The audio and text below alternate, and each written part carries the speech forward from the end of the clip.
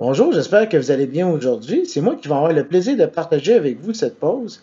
Et vous allez voir, je vais parler d'un sujet très encourageant cet après-midi. Je vais vous parler du fait que Dieu est à l'œuvre plus que jamais, que son évangile est à l'œuvre plus que jamais. En fait, si vous permettez, je vais commencer par un verset qui m'a beaucoup interpellé cette semaine. C'est dans 1 Timothée chapitre 2, verset 4 qui dit « Qui veut que tous les hommes soient sauvés et parviennent à la connaissance de la vérité. » Vous savez, on vit une situation qui est spéciale, on vit une pandémie.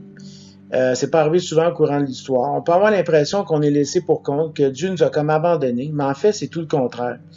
Si je reviens au verset que je viens de vous lire, ça dit que le Seigneur veut que tous les hommes parviennent à la connaissance de la vérité. Autrement dit, il veut que tous les hommes soient sauvés.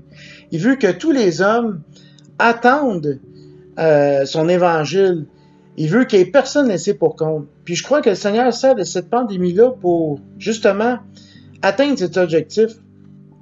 Nous, on a l'occasion de témoigner par Internet. Les gens ont l'occasion d'entendre l'Évangile par Internet. On peut aller chercher des milliards de gens comme ça. Des milliers d'églises à travers le monde diffusent leur message par Internet.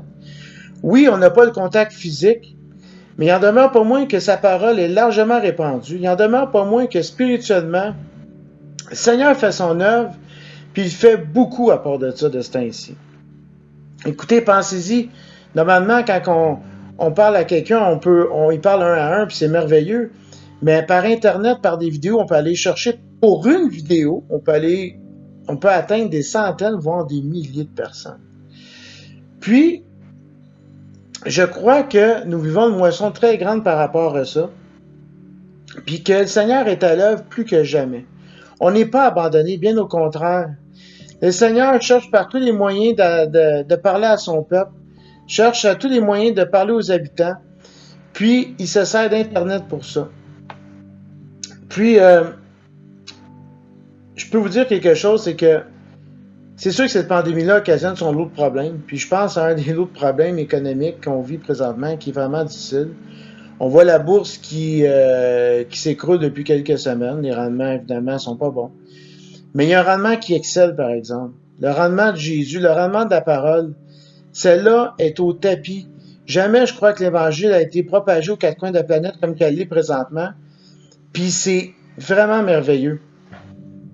Puis nous, comme chrétiens, notre rôle là-dedans, c'est de profiter, de saisir cette opportunité-là. Il faut saisir cette opportunité-là, frères et sœurs. Il faut la saisir. Il faut témoigner de Jésus. Il faut utiliser des vidéos pour aller atteindre les gens le plus possible. Il faut aller chercher des âmes. Puis c'est ça mon encouragement. C'est pas un message de désespoir, bien au contraire. C'est d'encouragement. On peut aller chercher beaucoup de gens, beaucoup plus qu'on aurait pensé auparavant. Tu sais, avant, à part d'être pasteur ou à part être des conférenciers ou à part être des personnes, bref, qui parlaient devant des foules, atteindre plusieurs personnes, c'était un peu difficile pour le commun des chrétiens, mettons. Mais là, aujourd'hui, on peut atteindre plusieurs personnes. Il faut saisir l'opportunité que le Seigneur nous donne. Il ne faut pas passer à côté. C'est pour ça que c'est un encouragement. Participons à la moisson du Seigneur. Participons. Puis, si je peux m'adresser aussi à ceux qui sont non-croyants, à ceux qui cherchent la vérité, venez au pied de Jésus. Venez au pied de Jésus. Demandez-lui, Seigneur, demandez pardon pour vos péchés. Qu'il rentre dans votre cœur, de rentrer dans votre vie. Vous allez devenir une nouvelle créature. Vous allez être transformé. Écoutez, puis en finissant, là, c'est un message très court, mais je voulais que ça soit bref, mais percutant. Si je peux me permettre de finir avec un verset qui est dans Matthieu 7,7 qui dit,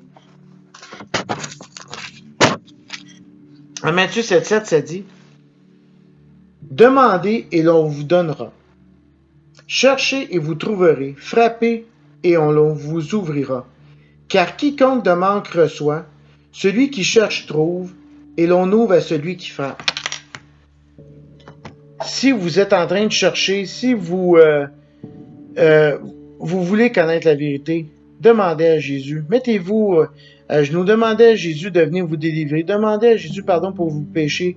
Puis ça dit que le Seigneur va ouvrir la porte. Le Seigneur ne rejette personne qui vient à lui. Venez à lui. Puis, je veux vous finir ce message par un mot d'encouragement que son amour est plus grand que tout. Puis, que il n'y a rien qui peut nous séparer de l'amour de Dieu. Et puis, en finissant, je voudrais terminer par un beau chant qui va suivre, que je pense résume très bien le message d'aujourd'hui.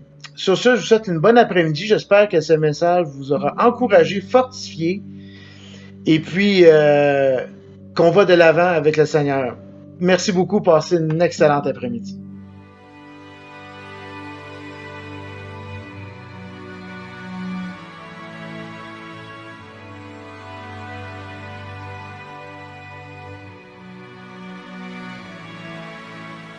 Ô Dieu créateur, là au départ, en avant le début des temps.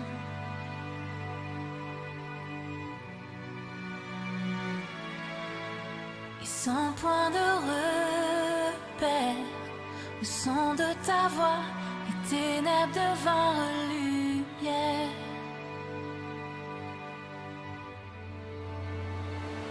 Et quand tu parles, 100 milliards de galaxies voient le jour. Et les planètes sont façonnées par ton son. Si les étoiles t'adorent, je t'adorerai. Je vois ton cœur dans tout ce que tu as fait. Chaque étoile qui brille témoignant de ta grâce. Si la création te loue, je te louerai.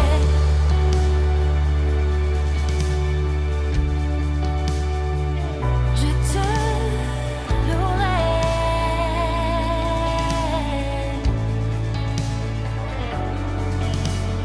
Ô Dieu de promesses, ta parole est vraie, aucun mot n'est vide ou futile.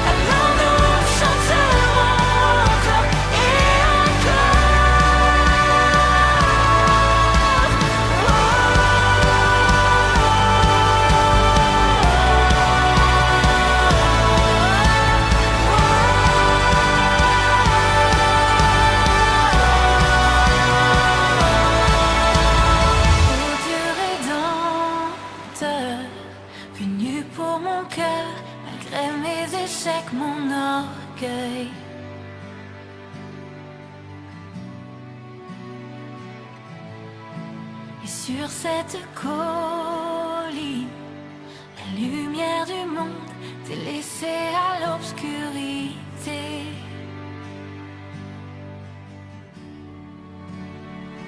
Et quand tu pars, mes 100 milliards d'échecs disparaissent, car tu as échangé ta vie pour la mienne. Par ta victoire au tombeau, j'ai la victoire. Je vois ton cœur dans tout ce que tu as fait. Tu nous tisses dans le chef-d'œuvre de ton amour.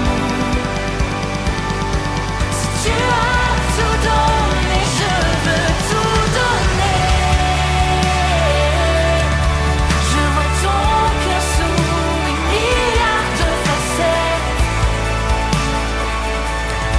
Chacune un enfant si précieux à tes yeux. Si tu as choisi d'aimer, je veux l'aimer. Comme tu le referais 100 milliards de fois. Mais qui pourrait mesurer ton grand amour?